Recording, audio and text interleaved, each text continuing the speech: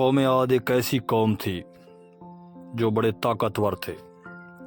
40 ہاتھ جتنا قد، 800 سے 9 سال کی عمر، نہ بوڑھے ہوتے نہ بیمار ہوتے، نہ دانت ٹوٹتے نہ نظر کمزور ہوتی، جوان تندرست و توانا رہتے۔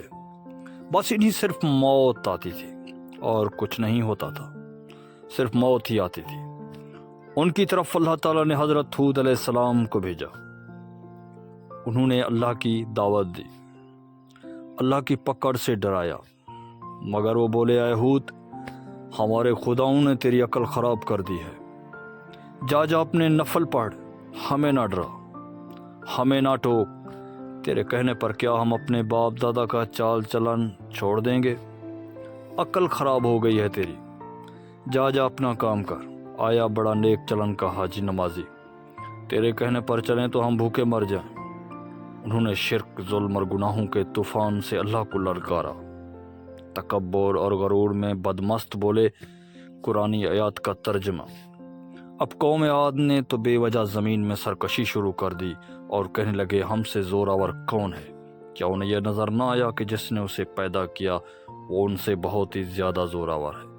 وہ آخر تک ہماری آیتوں کا انکار ہی کرتے رہے۔ کوئی ہے ہم سے زیادہ طاقتور تو لاؤ نا، ہمیں کس سے ڈراتے ہو؟ اللہ نے قحط بھیجا، پھوک لگی، سارا غلہ کھا گئے، مال مویشی کھا گئے، حرام پر آ گئے، چوہے بلی کتے کھا گئے، سانپ کھا گئے، درخت گرا کر اس کے پتے کھا گئے۔ بھوک نہ مٹی، نہ بارش ہوئی، نہ قطرہ گرا، نہ غلہ اگا۔ پھر تنگ آ کر اپنا ایک وفد بیت اللہ بھیجا۔ ان کا دستور تھا جب مصیبت آتی تو وہ اوپر والے کو پکار اٹھتے، جب دور ہو جاتی تو اپنے بتوں کو پوجنے لگتے۔ بیت اللہ وفد گیا اور کہا کہ ہمارے لیے اللہ سے دعا کرو کہ بارش برسائے۔ اللہ نے 3 بادل پیش کیے، کالا، سفید، سرخ۔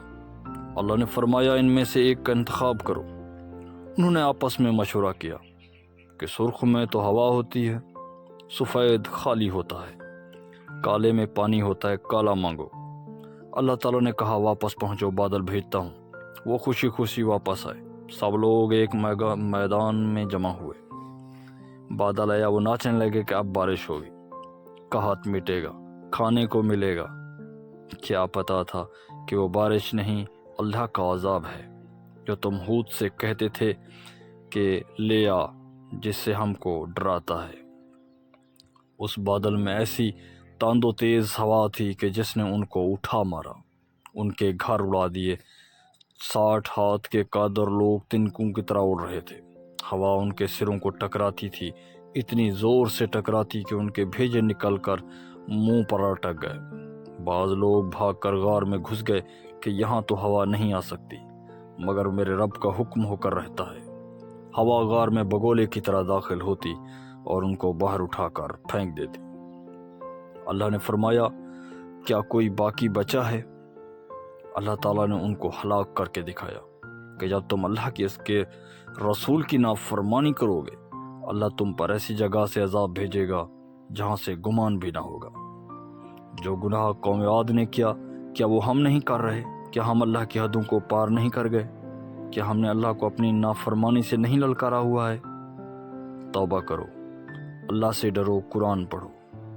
جن گناہوں کو ہم معمولی سمجھتے ہیں، اللہ نے ان گناہوں پر پوری قومیں زمین بوس کر دی ہیں۔ جزاک اللہ۔ سبسکرائب